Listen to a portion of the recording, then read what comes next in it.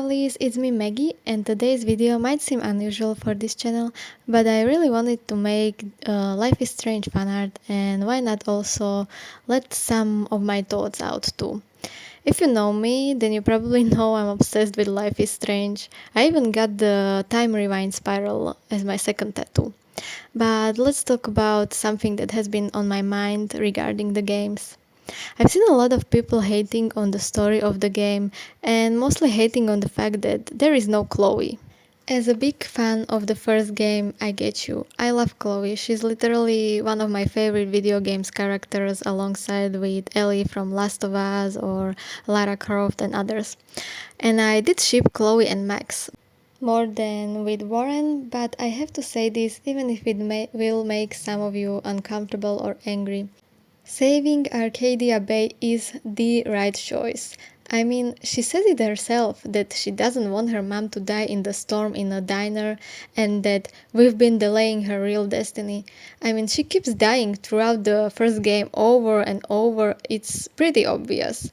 You may argue that then what was the point of her even being saved in the first place if she's supposed to die anyway? To that, the obvious answer is that the power appeared maybe so that they could find out what happened to Rachel and get Jefferson behind the bars, so that he wouldn't hurt anyone else.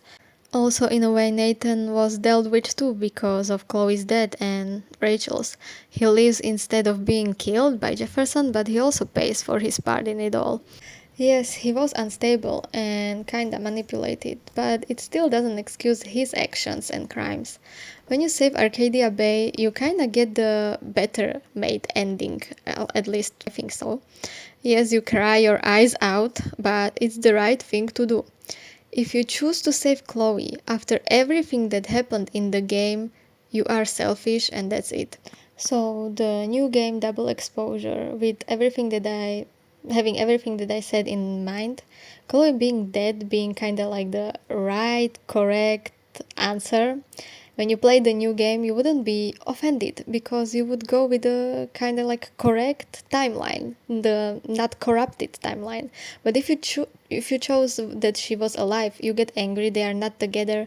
But as they depicted in the messages and letters that you can read in the game, Chloe couldn't really get through Max practically killing her mom. Who could blame her? And the whole city, and yeah, she also couldn't really trust her with the rewinding time and that so that she would get what she wants, and the whole relationship was kind of meant to fall apart, and obviously it did. It makes sense that they would fall apart because yes, they went through that trauma together, but Max chose the last final decision even after being kind of guided to let Chloe go. So yeah, if you are sad because of Chloe discards, you need to really think about the difference between the right and the wrong.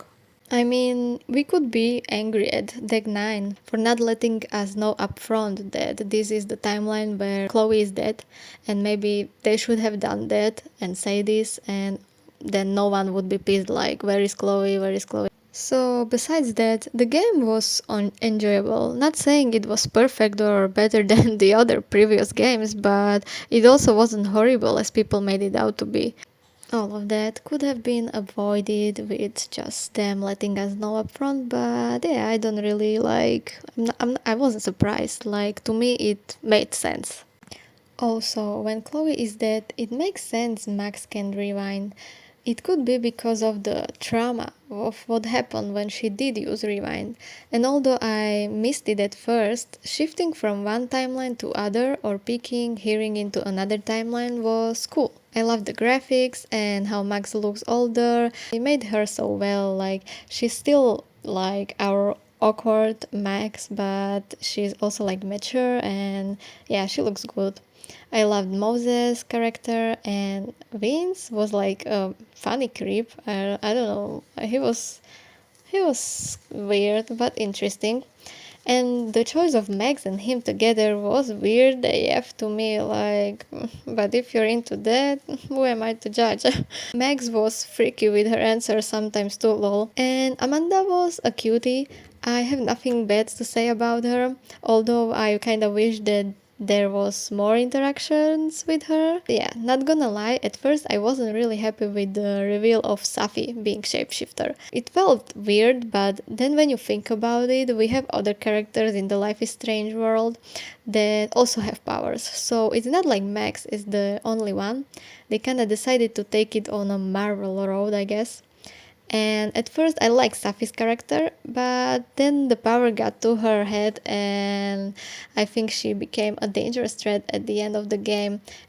Especially after overusing her powers and creating storm and not learning or taking anything from it, like she shoots her own mother and then shocked gives gun to the Max and they go into the storm and Max is in this nightmarish world removing Safis from people by taking double exposure pics, because when Safi impersonates someone she leaves a fragment of herself in them, and yeah, a lot of stuff felt like parallel or like very similar to the first game, but at the same time like it makes sense that that is something that would happen. If it happened once, then why couldn't it happen again, you know, like those nightmarish parallel world where like even in the first game when she was going to the lighthouse, like she switched into this nightmare and like switching between parallel worlds, meeting her own self stuck in the parallel world, and like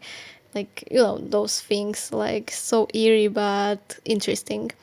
And yeah, she removes the last fragment of Safi from herself by taking a selfie, and then they stop the storm. And Safi, she didn't learn anything from it. Then she asks you to go on a quest with her to find more people like them, and when you refuse she then turns into Max and leaves, which shows again how she kind of like the way she wants to use her powers, and I didn't like that, and it felt weird, but I guess like that's her character. We got that line, Max Caulfield will return. Maybe Max will return and we'll have to eliminate the threat. Safi will have to be killed anyways, like the picture will become the truth, but that is just a theory. That would be very sick of the creators of the game, like losing a friend like that for a second time.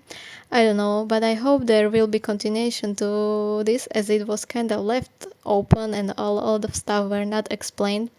I hope that the bad ratings reviews won't affect the makers and we will get more of this story. Also, I liked how after both timelines merge, the whole campus knows about the powers, and because they remember what happened to them in the living and dead Safi world, and they are confused, so Max has explaining to do, but still it was like very interesting, as usually it always is like in the small bubble of the people who know about powers and you're trying to keep it a secret, so many people knowing could be interesting, maybe even dangerous. And I am curious how that will affect Max and the next story. And yeah, I could talk for hours about Life is Strange, but I think I'm gonna end it here for now. I hope you enjoyed watching me do this small fan art. I kinda messed up her nose, so today I tried to fix it, but it's still not the best. And yeah, I do all kind of different videos as I'm incapable to niche down. So if you like that, you can check out more of my videos and maybe subscribe. And yeah, thank you so much for watching this video and I hope to see you in another one. Bye!